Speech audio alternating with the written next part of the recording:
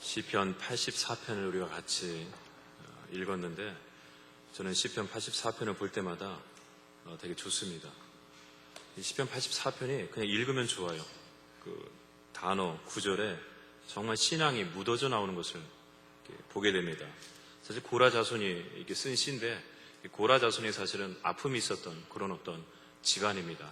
하나님의 은혜 가운데서 성전의 문지기로 또 찬양을 할 수 있는 어떤 신앙의 회복을 하나님 앞에 허락을 받게 됩니다. 그래서 이렇게 시편 84편을 보면은 진심이 담겨져 있습니다. 주의 집에 사는 자들이 복이 있나니 주께 힘을 얻고 그 마음에 시온에 데려가 있는 자는 복이 있도다. 그리고 백미죠. 10절 주의 궁정에서의 한날이 다른 곳에서의 첫날보다 나은즉 악인의 장막에 사는 것보다 내 하나님 성전에 문지기로 있는 것이 좋사오니. 저 이 구절이 너무나 좋은 것 같아요. 여러분은 어떠신가요? 주의 궁정에서 한날이 다른 곳에서 첫날보다 나은가요?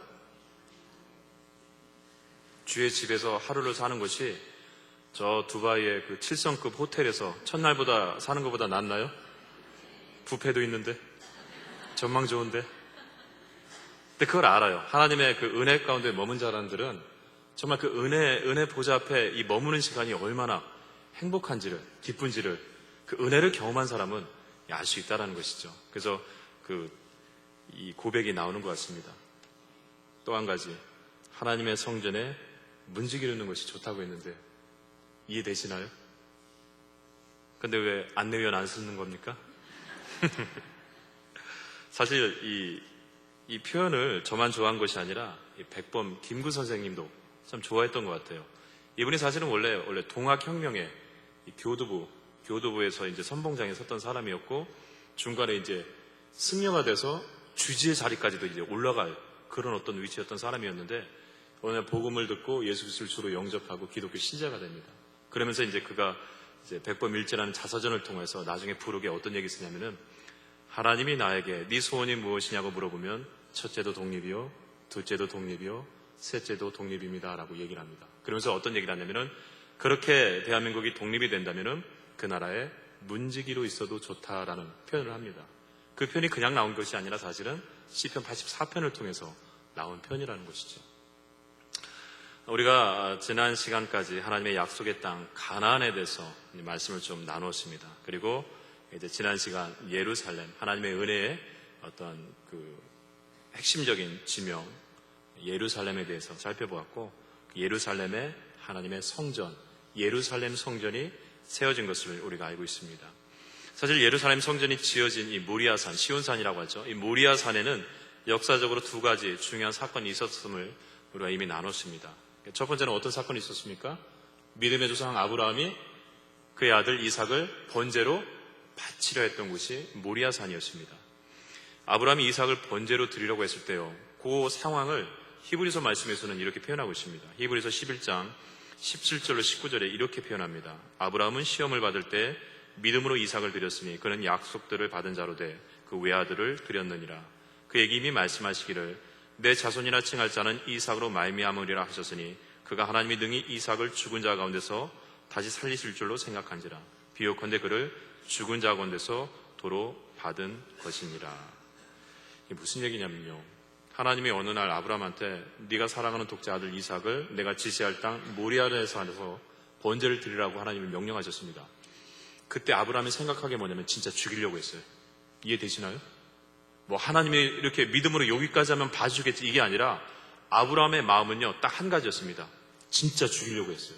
왜냐하면 하나님은 약속의 신실한 분이라는 것을 아브라함이 알았습니다. 그래서 만약에 하나님이 약속한 게 뭡니까? 너의 후손은 너의 이삭을 통해서 후손이 번성할 거라고 분명히 하나님 앞에 약속을 받았습니다. 그러면 하나님이 번제 드려서 이삭을 죽이면 어떻게 됩니까? 하나님의 약속을 지키기 위해서 이삭을 다시 살리셔야 됩니다. 이걸 알았어요. 그래서 아브라함이요 진짜 이삭을 죽이려고 했습니다. 그러니까 하나님이 어떻게 했습니까? 모리아산에서 죽이려고 했을 때 아브라함아 하면서 하나님이 순간 당황하셨습니다. 아, 네가 비로소 나를 경외함을 내가 알았다라고 이야기를 합니다. 그러니까 예루살렘 성전이 세워진 이 모리아산에서 아브라함이 사실 무엇을 경험했냐면은 이 아들 이삭의 죽음도 이미 마음속에 되뇌었고 그 아들이 죽었을 때 다시 하나님이 살리실 거라는 믿음도 있었습니다. 아브라함의 3일 여정 가운데서 브엘세바에서 모리아산까지 가는 동안 그 3일 여정 가운데서 그 마음에 되뇌었던 건 뭡니까? 이삭의 죽음과 그 죽음을 다시 살리실 하나님의 그 능력을 마음속에 되뇌으면서 그 길을 걸어가게 된 것입니다. 그래서 특히 유대인들의 이 미드라시, 그러니까 유대 유명한 랍비들이 구약 성경을 주석한 책이 미드라시인데, 그 미드라시에서는 어떤 얘기가 나오냐면 창세기 22장을 주석하면서 아브라함이 이삭을 번제로 바치려고 할 때 그는 무엇을 봤냐면 수백 년 후에 그 자리에서 하나님의 성전이 세워질 환상을 봤다라고 미드라시에서 밝히고 있습니다. 그러니까 이게 뭐 진인지 아닌지 그건 모르겠어요. 미드라시가 성경이 아니기 때문에. 중요한 것은 그 정도로 이 모리아산은 영적인 어떤 중요한 하나님의 선택하신 곳이라는 것이죠. 하나님의 성전이 세워지는 모리아산은 절대적인 믿음과 순종이 있었던 바로 그 자리였습니다. 두 번째로 모리아산은요, 다윗이 자신의 교만을 회개하고 이제 아라우나 그 타작마당을 사서 번제로 드렸던 곳이 바로 모리아산입니다. 다윗의 교만으로 말미암아 하나님은 전염병을 통해서 이스라엘을 심판하십니다. 그러다가 모리아산에서 다윗이 회개하고 그 아라우나 타작마당을 사서 하나님 앞에 번제를 드리도록 하는데 바로 그곳에서 성전이 세워지게 되죠. 자, 그럼 질문이 하나 있습니다. 그럼 왜 하나님은 그 타작마당에 번제를 드리고 성전을 세우도록 하셨을까? 아라우나의 타작마당. 그 이유는요, 사실 가나안 전 지역에 퍼져 있었던 것이 뭐냐면은 바알 숭배였습니다. 바알 숭배였습니다. 그래서 이 가나안 족속들은요, 이 도시를 세울 때 사실 높은 곳에 이렇게 세웁니다. 도시의 높은 곳에 이 도시를 세우면서 그 도시 꼭대기에다 뭘 하냐면 타작마당을 이렇게 만듭니다. 그리고 타작마당 옆에 반드시 세워야 되는 게 뭐냐면은 바알 신전입니다. 수확을 하게끔 도와준 바알 신에게 먼저 경배를 하기 때문에 가나안 전적의 가장 높은 곳에 도시를 세우고 그 도시에 타작마당을 세우고 타작마당 바로 옆에 자연스럽게 바알의 신전이 따라오게 됩니다. 자, 그런데 그 장소에 하나님의 성전이 들어왔다는 것이죠. 그러니까 가나안 땅 예루살렘의 하이플레스, 영적인 교두부에 우상이 무너지고 하나님의 성전이 들어왔다는 것은 영적인 주도권이 완전히 바뀌었다는 것을 의미하게 됩니다. 이제 NC 비전스쿨 아웃리치를 5월 둘째 주, 셋째 주에 가게 되는데 이 팀들이 어디서 그러니까 무언에 하나님을 선포하는 찬양을 하게 되냐면은 영적 하이플레스 가장 높은 곳에서 하게 됩니다. 이유가 뭐냐면 우리나라도 농경문화죠. 농경문화도 마찬가지로 가장 높은 곳에 올라가서 천신의 이제 비를 내려달라고 이렇게 그런 곳이 많기 때문에 바로 그런 어떤 영적 주도권을 잡기 위해서 그렇게 한다는 것입니다. 그래서 하나님께서는 특별히 예루살렘 그 안에 모리아산에 절대적인 순종과 헌신이 있었던 곳, 그리고 이 영적인 주도권이 하나님의 어떤 성전을 통해서 다시 한번 가나안 전적에 흘러가도록 그렇게 모리아산에 시온산 예루살렘에 하나님의 성전이 세워지게 하셨다는 것이죠. 그럼 질문이 하나 더 있습니다. 그럼 하나님께서는 출애굽 광야 시대부터 성막을 통해서 하나님 앞에 예배를 받으셨습니다. 아시죠? 성막, 텐트, 미링 오브 텐트, 하나님과 만나는 이 텐트를 통해서 성막을 통해서 예배를 받으셨는데, 그러면 그 성막을 계속해서 예루살렘 위에다 이렇게 예배 드리게 하시지 왜 갑자기 건물로서의 성전을 짓도록 허락하셨는가? 이게 질문입니다. 여러분, 그 질문 안 드세요? 성막을 한번 말씀해 주셨으면 성막으로 끝까지 가야지 뭐 줏대도 없이 왜 갑자기 건물 성전으로 바뀌게 됩니까? 이 질문을 한 번 정도는 하게 된다는 거죠. 이걸 알기 위해서는 성막과 성전의 차이를 우리가 분명히 알아야 됩니다. 성막은요, 하나님과 이스라엘 백성들이 맺은 이 신해상 언약을 영원히 기억하고 지속하는 장소가 바로 성막입니다. 물론 성막을 통해서 번제와 화제, 소제, 속건제를 드리지만 가장 중요한 건 뭐냐면 그 성막을 통해서 살아계신 하나님과 이스라엘의 관계, 그 관계에 초점을 두게 됩니다. 그래서 출애굽기 19장 5절로 6절에 보니까 그 시내산에서 이런 언약을 세우죠. 세계가 다 내게 속하였나니 너희가 내 말을 듣고 내 언약을 지키면 너희는 모든 민족 중에서 내 소유가 되겠고 너희가 내게 대하여 제사장 나라가 되며 거룩한 백성이 되리라. 그러니까 성막을 통한 예배의 핵심은 이겁니다. 이스라엘은 모든 민족과 열방 가운데 제사장 나로서 특별히 선택을 받았다는 것입니다. 그러니까 너희들이 거룩해야 됩니다. 그러니까 성막은 예배의 포커스가 하나님과 이스라엘 관계 이 안에서 이루어지게 됩니다.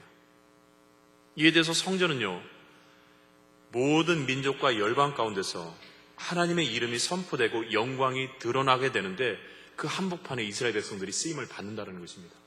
차이 아시겠어요? 성막은 하나님과 이스라엘 관계입니다. 여긴 이방인들도 어떤 것도 여긴 껴들지 못합니다.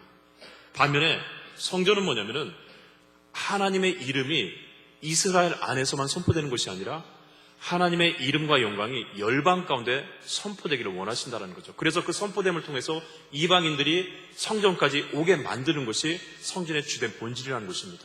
그래서 솔로몬이 성전을 복원하고 난 다음에 하나님 앞에 기도를 드립니다. 봉헌 기도를 올려드립니다. 그 봉헌 기도가 이렇게 시작되죠. 만일 어떤 사람이 주의 전에 와서 맹세하거든 주님은 하늘에서 들으시고 그에게 응답하소서. 만일 어떤 사람이 범죄하여, 그러니까 어떤 백성이 범죄하여, 그러니까 이스라엘 백성을 맞아 범죄하여 적국에게 포로가 되거든 그가 하나님 앞에 회개하고 기도하면 그는 하늘에서 들으시고 그들을 집으로 돌려보내소서. 만일 저들이 하나님 앞에 범죄하여 하늘문이 닫혀서 비가 내리지 않거든 그때 다시 그들이 하나님 앞에 회개하고 돌아왔을 때 하나님은 하늘의 문을 여시고 비를 내려주소서. 여기까지가 이스라엘 백성을 위한 기도였습니다. 근데 마지막 기도가 뭐였냐면 이런 기도를 합니다.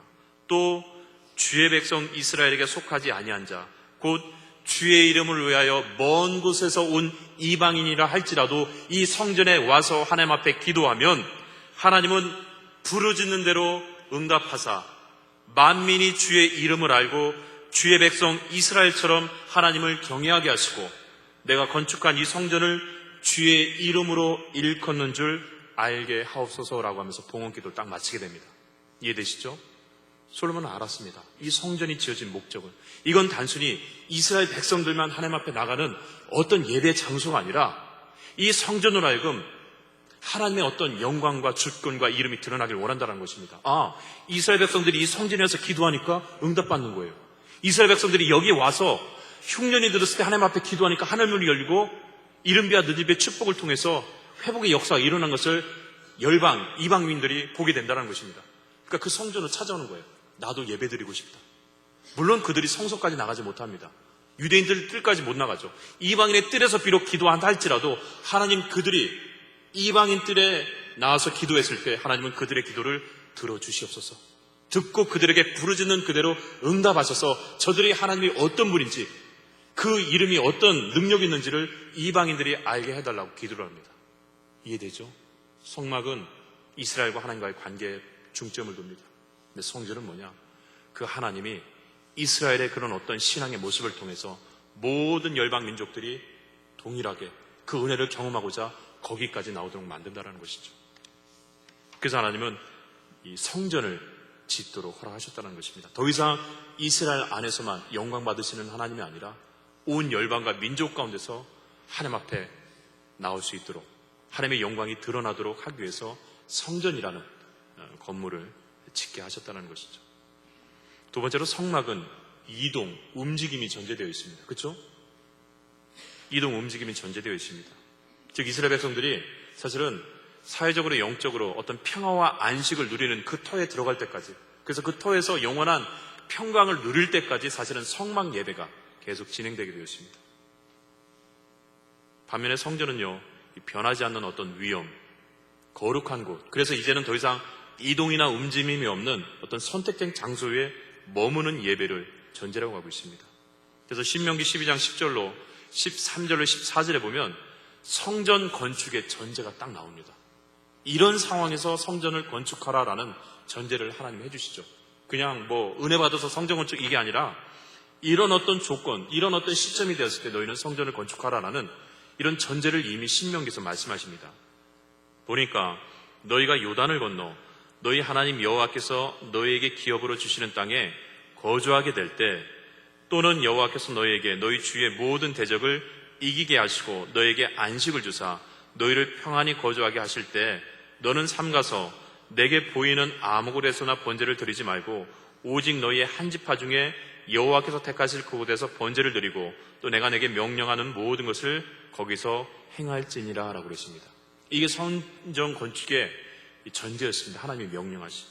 즉 가나안 땅에 들어갔을 때 성전 건축을 비로소 할 수 있다라고 얘기합니다. 그러니까 광야에서는 성전 건축이 안 되는 거예요. 왜냐하면 이동해야 되기 때문에. 하나님은 이 영원한 평강과 안식을 이스라엘 백성들이 누릴 때 그때 성전 건축을 허락하시는데 광야는 그게 안 됩니다. 그러니까 광야는 움직일 수밖에 없어요. 훈련받을 수밖에 없는 장소입니다. 그러니까 성막으로서 예배를 드립니다. 근데 가나안 땅에 들어갔을 때, 그리고 중요한 건 뭡니까? 모든 대적을 이기게 하셔서 참 안식과 평강을 누리게 할 때, 그때 비로소 성전 건축을 해라라고 얘기를 합니다. 즉 가나안 땅에 사회적으로 영적으로 질서가 잡히고 평강과 안식이 있을 때, 그때 하나님이 지정하신 택하신 곳에서 성전 건축을 하라고 말씀하십니다. 다윗은요 20년 동안 기랏 여하렘에 있던 법궤를 데리고 옵니다. 그러니까 모시고 옵니다. 예루살렘 성으로 모시고 옵니다. 그럼 성전 건축에 대한 소망을 계속해서 그건 노래예요. 시편 132편 8절을 통해서 노래하는데, 여호와여 일어나사 주의 권능의 궤와 함께 평안한 곳으로 들어가소서라고 하면서 그는 정말 성전 건축에 대한 꿈을 꾸었습니다. 그러다가 성전 건축에 대한 결심을 구체적으로 하게 되는데, 그게 언제냐면은 사무엘하 7장 10절입니다. 그 말씀에 보니까 여호와께서 주의 모든 원수를 무찌르사 왕으로 궁에 편안히 살게 하신 그때 바로 성전 건축에 대한 결심을 하게 됩니다. 이게 중요한 부분이에요. 다윗이 그냥 결심하지 않았습니다. 그도 알고 있었어요. 하나님의 말씀을. 하나님의 말씀에 보니까 신명기 12장에 뭐라고 했냐면은 가나안 땅에 들어가서 평강의 안식을 너희가 누릴 때 그때 성전 건축을 지정된 곳에서 하라라는 말씀을 다윗은 알고 있었습니다. 그래서 사무엘하 7장 10절에 1절에 보니까 그는 하나님의 주변의 모든 대적을 무찌르사 편안하게 살 그때가 성전 건축의 시점이라고 는 생각을 했습니다. 그래서 하나님 앞에 결단을 하고 나단을 통해서 그 얘기를 하게 됩니다. 근데 하나님 뭐라고 하십니까? 뭐라고 하세요? 노라고 하시죠. 노라고 한 이유가 뭡니까? 너는 피를 많이 흘렸으므로 너 때가 아니라 온순한 사람이었던 네 아들 솔로몬 때 성전 건축을 하게 됐다고 얘기를 하게 됩니다. 여러분, 우리가 하나님이 다윗에게 성전 건축에 대해서 노라고 하신 이유에 대해서 다윗이 피를 많이 흘렸기 때문에, 그래서 부정하기 때문에 하나님의 거룩한 성전을 지을 수 없다라고 우리는 문맥적인 의미로만 생각을 합니다. 근데 여러분, 사실 너는 피를 심히 많이 흘렸고 크게 전쟁을 하였느니라 라는 말의 원래 뜻은 무슨 뜻이냐면은 다윗은 이스라엘의 안식과 평강을 위해서 싸우는 사람이란 뜻입니다. 이게 그가 할 일이에요. 다윗이 보기에는 자기 때가 이제 평강과 안식이라고 생각했어요. 통일 왕국을 이루고 주변의 나라를 언제든 칠 수 있는 힘이 있다고 생각했기 때문에, 그래서 사실은 이게 바로 이 민수기 12장에 약속하신 하나님의 성전 건축의 전제 때가 맞다라고 생각을 했습니다. 그래서 궁에서 생각을 합니다. 편안하게 됐다. 주변의 모든 민족 나라가 우리를 대적하지 못할 정도로 우리에게는 힘이 있다라고 생각해서 그때 결심을 합니다. 지금이 그때인가 보다. 하나님 말씀하시죠. 너는 안식과 평강을 위해서 싸워야 되는 사람이다라고 딱 규정을 짓습니다. 실제로 성경을 보면 다윗이 성전 건축을 결심한 이후에도 계속해서 전쟁이 끊이지 않습니다. 그래서 암몬, 블레셋, 모압, 하맛 계속해서 전쟁을 하게 됩니다. 근데 솔로몬 시대는 어떻습니까? 바로 그 다윗의 이런 어떤 안식과 평강을 위한 이런 어떤 수고로 인하여서 진정한 신명기 12장의 평강과 안식이 비로소 솔로몬 시대 때 도래하게 됩니다. 열왕기상 4장 24절로 25절에서 분명히 확인하고 있습니다. 솔로몬이 그 강 건너편을 딥사에서부터 가사까지 모두 그 강 건너편의 왕을 모두 다스림으로 그가 사방에 돌린 민족과 평화를 누렸으니 솔로몬이 사는 동안에 유다와 이스라엘이 단에서부터 부에세바까지 각기 포도나무 아래와 무화과 나무 아래서 편안히 살았더라라고 그랬습니다. 신명기 12장에 나오는 성전 건축의 전제 조건이 완전히 딱 맞아 떨어지게 되죠. 그래서 하나님은 이스라엘 백성과의 관계를 위한 예배 처소인 성막에서 이제는 모든 열방이 하나님의 위대하심과 그 영광을 볼 수 있는 성전으로 예루살렘의 처소를 세우게 하셨다는 것입니다. 그래서 이스라엘 백성들은요 이렇게 얘기합니다. 자, 세계의 중심은 어디다? 이스라엘이다. 그럼 이스라엘의 중심은 어디다? 예루살렘이다. 그럼 예루살렘의 중심은 어디다? 성전이다. 그럼 예루살렘 성전의 중심은 어디다? 지성소다. 그럼 지성소의 중심은 어디다? 언약궤다라고 얘기를 합니다. 지금 무슨 얘기하냐면은 이거는요, 하나님의 그 은혜가 거시적인 측면에서 미시적인 측면으로 이렇게 들어가고 있는 측면입니다. 하나님의 은혜는 가나안 땅을 이렇게 임하게 된다라고 얘기하죠. 가나안 땅에서도 예루살렘, 예루살렘 가운데서도 성전, 성전 가운데서도 지성소, 지성소 가운데서도 하나님의 임재의 상징인 법궤에 집중되고 있음을 유대인들은 고백하고 있는 것이죠. 그래서 우리가 지성소 예배를 드려야 된다라는 부분이 바로 거기에 있습니다. 하나님의 은혜 한복판에 들어가서 예배를 드릴 때 진정한 하나님의 은혜와 임재를 만끽할 수 있기 때문에 우리의 예배는 성소에서만 멈춰서도 안 되고 지성소까지 나아가는 예배를 온전히 드려야 된다라고 그렇게 얘기하고 있는 것입니다. 특별히 이스라엘 백성들은요, 이 지성소 안에서 하나님의 임재가 어떻게 임한다고 생각하냐면은 이 법궤가 이렇게 있으면요, 법궤 옆에 두 그룹이 있습니다. 스핑크스처럼 생긴 어떤 날개 달린 어떤 그룹이 있습니다. 그 날개가 이렇게 펼쳐져 있으면은 이 날개 밑에 법궤가 있습니다. 그리고 하나님은 어떻게 계시냐면은 이 날개 이렇게 걷어 앉으세요. 죄송합니다. 이렇게 걸터 앉으세요. 법궤 위에 날개 걸터 앉으세요. 그래서 땅이 내 발등상이라고 하는 이유가 바로 그 얘기입니다. 땅을 법궤 아래 땅에 이렇게 넣고 이 그룹 위에 이렇게 있다고 생각합니다. 바로 그 자리에서 하나님의 은혜가 임한다라고 생각합니다. 그래서 법궤 뚜껑을 뭐라고 하냐면은 속죄소라고 하면서 그걸 씌운 자라고 합니다. 은혜를 베푸는 자리라고 얘기를 하죠. 이스라엘 백성은 그렇게 생각합니다. 그래서 제사장이 지성소에 들어가서 그 법궤 위에 앉아 계신 하나님 앞에 말씀을 듣고 죄 사함을 받는다라고 그렇게 생각을 하고 있다는 것입니다. 그래서 우리에게 정말 중요한 건 뭡니까? 하나님이 걸터 앉으신 이 법궤에 포커스를 둬야 된다는 거죠. 하나님의 은혜는 바로 거기서부터 시작된다는 것입니다. 자, 그럼 은혜가 베풀어주는 쉬운 자, 법궤에는 과연 무엇이 있을까? 좀 더 깊이 들어가 볼까요? 우리 히브리서 9장 3절로 4절 말씀을 같이 봉독하겠습니다. 같이 봉독합니다. 자, 시작. 또 둘째 유장되어 있는 장막을 금향로와 사면을 금으로 싼 언약궤가 있고 그 안에 만나를 담은 금 항아리와 아론의 쌍난 지팡이와 언약의 돌판들이 있고 그랬습니다. 지성소 안에 뭐가 있습니까? 지성소 안에 뭐가 있습니까? 두 개가 있죠. 첫 번째는 뭐가 있습니까? 금향로가 있죠. 금향로가 있고 또 한 가지는 언약궤가 있습니다. 물론 그룹들은 빼고요. 금향로는 어떤 역할을 하느냐? 사실은 금향로는 이게 이 연기, 향연을 피우도록 만든 것입니다. 그러니까 제사장만이 지성소에 들어가게 되는데 지성소에 들어갈 때 제사장이 무엇을 가지고 들어가냐면요, 이 제단의 숯불을 이렇게 들고 갑니다. 그리고 두 손 가득히 이 향을 들고 갑니다. 물론 이 딸랑이 방울도 차고 가요. 왜냐면은 안에서 이제 제사장이 죄가 있어서 그 안에서 죽을 수 있거든요. 죽으면은 시체를 끌어야 되는데 아무도 못 들어가잖아요. 시체를 끌어갔다가 그 사람도 죽으니까 이 줄로 연결된 딸랑이 이렇게 톡톡 흔듭니다. 안 나오면은. 그래가지고 끌어당기죠. 하여간 그건 거두절미하고 이 제단 숯불과 향을 가지고 가서 이 향로에다가, 금향로에다가 이렇게 향기를 막 피웁니다. 그 향기가 법궤를 덮어야 돼요. 자욱하게 만들어야 됩니다. 이유는 뭐냐면은 죽지 않으려고. 하나님은 거룩한 분이기 때문에 죄된 인간이 들어갔을 때 그 거룩함 앞에 죽을 수밖에 없다는 거죠. 그래서 지성소에 들어갈 때 이 향연에 연기를 가득 뿌려가지고 자신을 가리웁니다. 안 죽으려고. 자, 그런데 지금 구약시대가 아니기 때문에 금향로의 연기를 뭐라고 하느냐? 요한계시록에 보니까 성도들의 기도다라고 그랬습니다. 예, 하나님의 은혜 앞에 나갈 때는 가장 먼저 전제가 뭐냐면 기도라는 것이죠.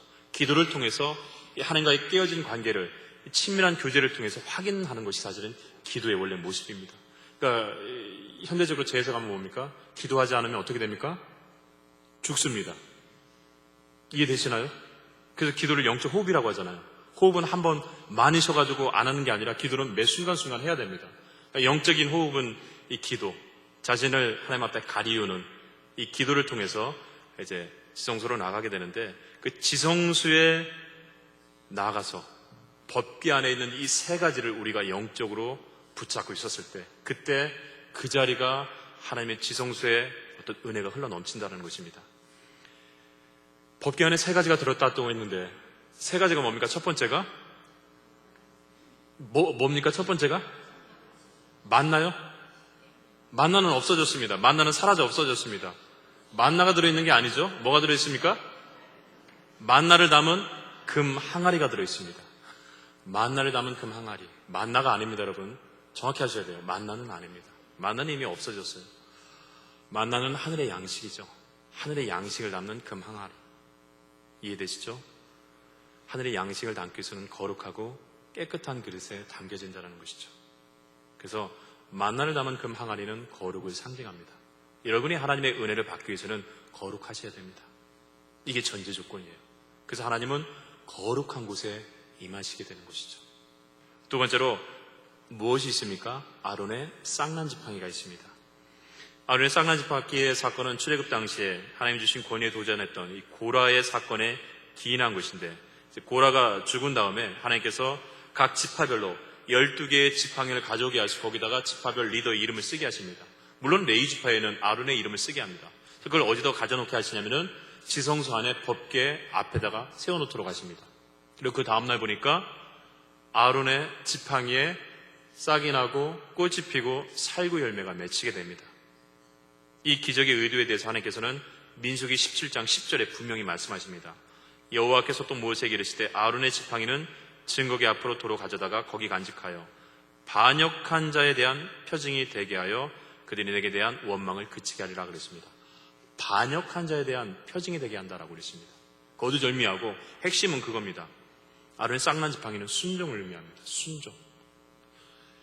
우리가 예배를 드려도 순종이 제사보다 낫다는 얘기를 하죠. 그러니까 순종은 뭐냐면은 하나님의 지성소 앞에 나가 하나님의 영생의 능력을 경험할 수 있도록 만드는 가장 중요한 믿음의 행위가 뭐냐면 순종이라는 것입니다. 순종이 그렇게 중요하다는 거죠. 그 세 번째 뭐가 있습니까? 언약의 돌판이 있다고 그랬습니다. 십계명을 말합니다. 십계명은 하나님의 말씀을 상징하는 것이죠. 그럼 정리가 딱 됩니다. 하나님의 임재의 상징이었던 이 법궤를 통해서, 그리고 그 안에 담겨있는 세 가지 오고 오는 모든 후손들에게 기억하여 보존하게 만든 그걸 통해서 알 수 있는 건 뭡니까? 세상과 구별되는 거룩함을 지키고 말씀을 순종하는 자 위에 하나님의 보좌가 세워진다는 것입니다. 그리고 그 자리에서 하나님의 은혜가 흘러넘친다는 것입니다. 자, 하나님의 보좌, 하나님이 앉고 계신 그 구름의 날개 밑에 그 세 가지는 뭡니까? 거룩이었고 순종이었고 그리고 말씀이었습니다. 하나님의 보좌는 바로 그 순종과 그리고 거룩함과 말씀 위에 그분의 보좌가 세워진다는 것입니다. 그럼 천상의 하나님 보좌 아래는 무엇을 기초로 세워지게 됩니까?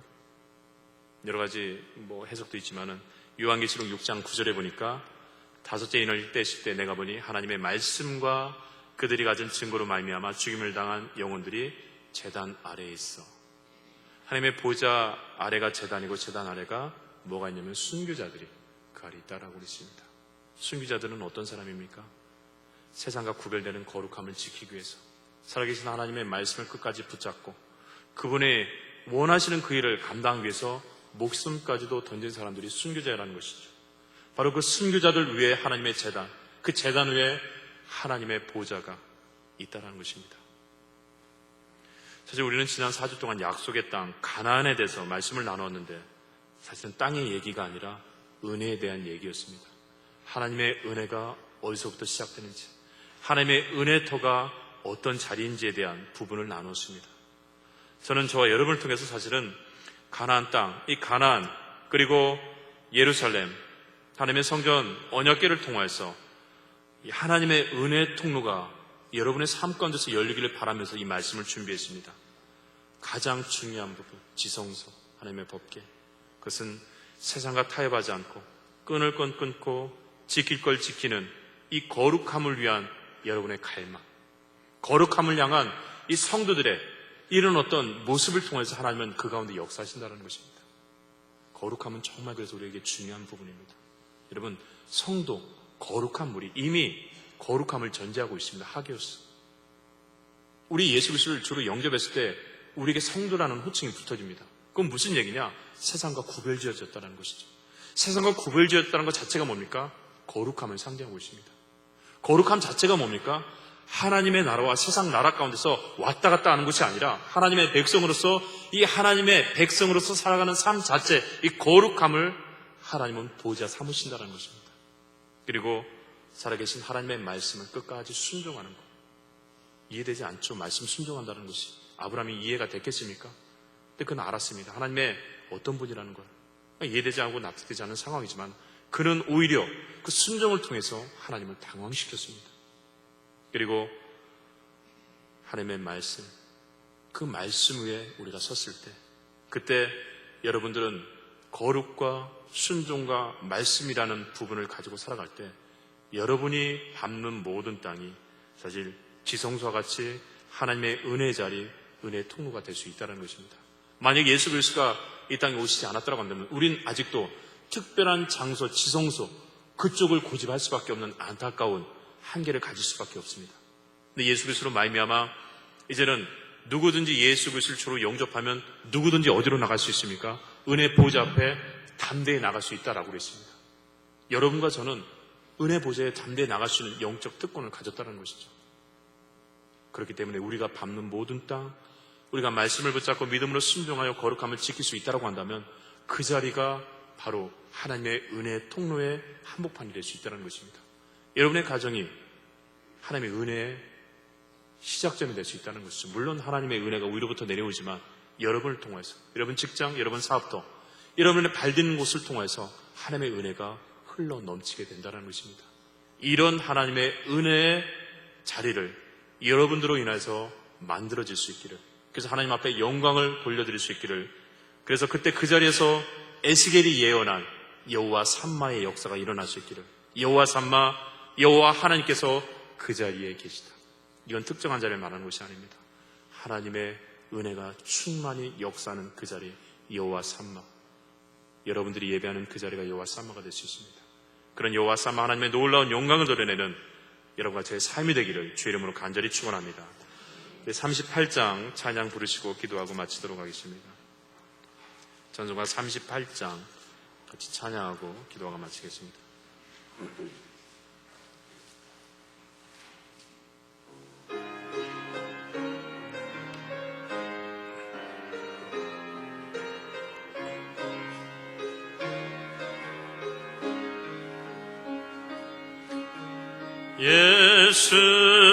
예수님 왕이여 이곳에 오셔서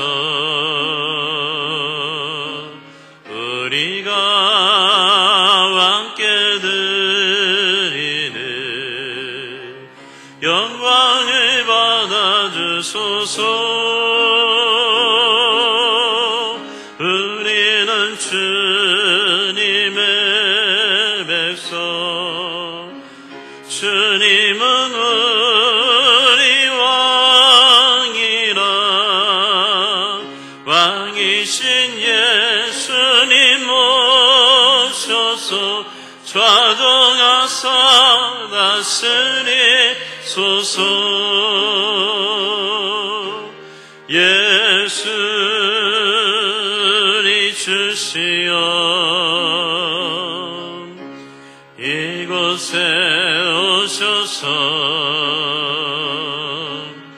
우리가 주께 드리는 찬양을 받아주소서.